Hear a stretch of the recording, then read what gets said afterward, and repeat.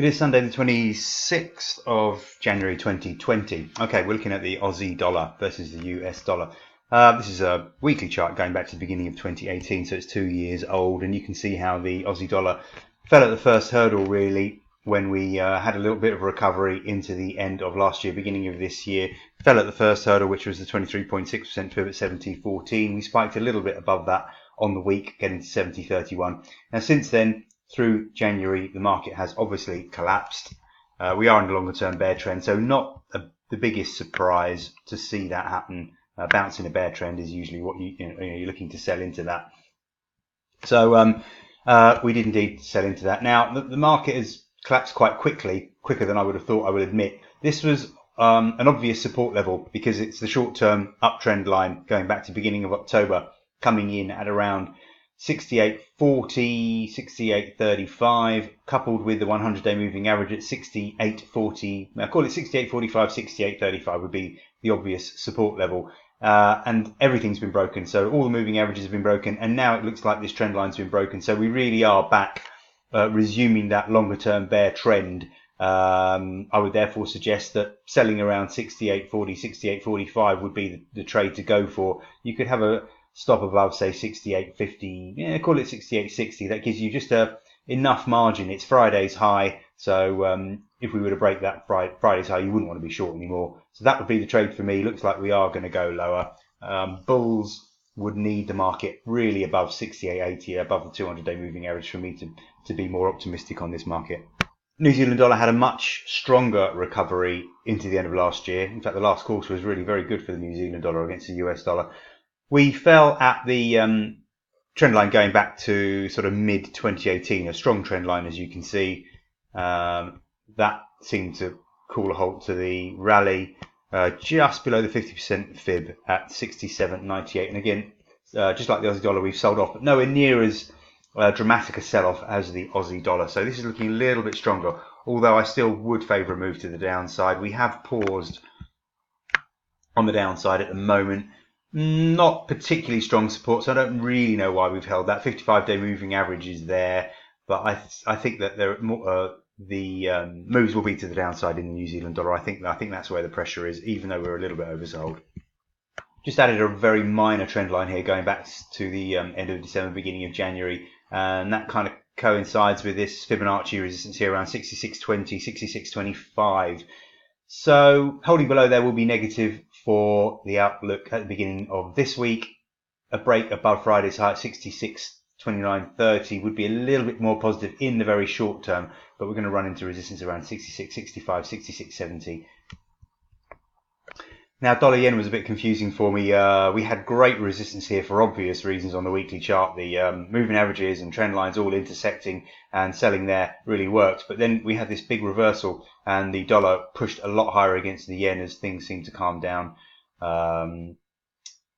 politically and whatever else with the Iran situation. Now the market's reversed, and we're looking like we've broken back below these weekly moving averages, and even this trend line, which goes back to the end of 2018. So of course, yen strengthening with this coronavirus issue. Japanese yen always a safe haven whenever there's a bit of turmoil in stock markets or any political worries. So I think obviously the yen will probably continue higher if this virus situation gets further out of control. We're really at the mercy of what's going on in China right now.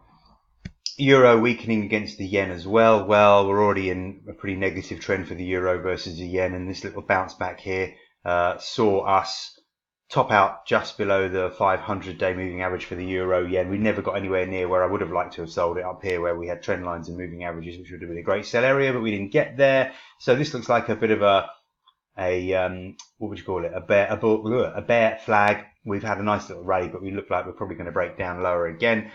Yen strength, as I say, benefiting from a safe haven. I should really put this trend line on here and see how that looks. Okay, yeah, we're just breaking below that trend line as well, so that's a further negative. Just quickly look at the daily chart, see if it gives us any further information. Probably not. There you go. You can see that trend line a bit clearer on daily charts. On daily chart, we really have broken that, and the 200-day moving average. We're approaching the 100-day moving average. There was a little bit of fib support around there at 120.30, but I wouldn't be buying it. As I say, We'll have to monitor the virus situation in China, but if that escalates, then I can see further yen strength. The euro versus the US dollar is in a very clear bear trend for at least the last 2 years, and that is continuing now. We had a little bit of a recovery like the other markets that we've seen, but the euro selling off, so not surprising to see the euro weaker against the yen also, but here against the dollar, euro continuing that longer term bear trend. We've broken some very important support levels here. The 4-month trend line that you can see here, coupled with the 100-day moving average around that 110.80, 110.70 area. So this certainly looks negative. We close at the low on the week. You wouldn't want to be long this going into next week, looking for further downside pressure in the euro against the US dollar.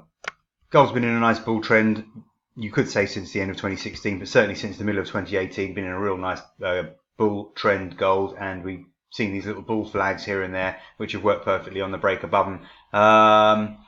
On the Iran situation, we had a spike up, and that was obviously killed when Iran fired some rockets at the US bases, and there was that was seen to be the end of that particular situation. Since then, gold's been confused. It's just trading sideways. We seem to be getting a little bit of a bid, and I'm guessing that on Friday was on the back of the Chinese virus situation, so perhaps that will continue if that situation escalates. But there's certainly no sell signal in gold. It seems to be a pattern, normal bull pattern. Go up, then you trend sideways, maybe a little bit lower in the consolidation phase, and then you go up again. So I think we want to stick with the bull trend and be buying into weakness. Crude oil is definitely one of the hardest markets that I find to chart. It's collapsed through January, as you can see. So we were in a nice little steady bull trend. Difficult to hold longs, I will admit, although easier through December. And then, of course, we had that the peak of the Iran situation. And once that diffused very, very quickly, within a matter of hours, in fact, oil collapsed. A hugely bearish engulfing candle here signaled that there was a massive bull trap and bulls were going to get crushed, and they certainly have got crushed through what would have been the only support of any importance last week with these moving averages, and we've just collapsed.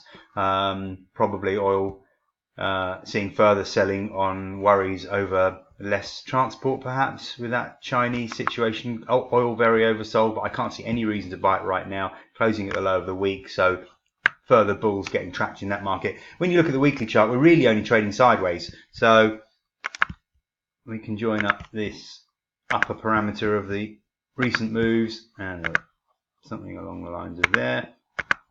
So certainly, judging by this, if we're looking at the oil trading within this channel, we've got further potential to the downside. We've already broken November lows, which were at 54.76, 55.00. The December lows at 55.35, well through there now, and well below the 200-week moving average as well. So pressure certainly looks to the downside at the start of this week for oil. If you're watching this on a delay, you're not a subscriber and you're watching this on a delay through one of my tweets or posts on Facebook, then and you want to be a subscriber, or you want to at least see what we do, go to daytradeideas.co.uk. Easy to subscribe to any of our reports. Hit the subscribe button on the homepage. It will take you here, where you'll see all the markets that we offer, stocks, Forex, commodities. And I'm also got an offer here for anyone who doesn't really want to pay for the subscription. You can actually save yourself £199 per month on our subscription just by opening an account with our recommended broker. So click on that link. It'll take you to a page where you can just fill out your details, open an account, stick in a minimum of £1,500, and I'll send you all the reports every day for free. As I say, saving you £199. All you've got to do is trade a little bit, and we get a small commission from the broker, which will cover your subscription, or at least part of it, which is how we managed to make that deal work for us.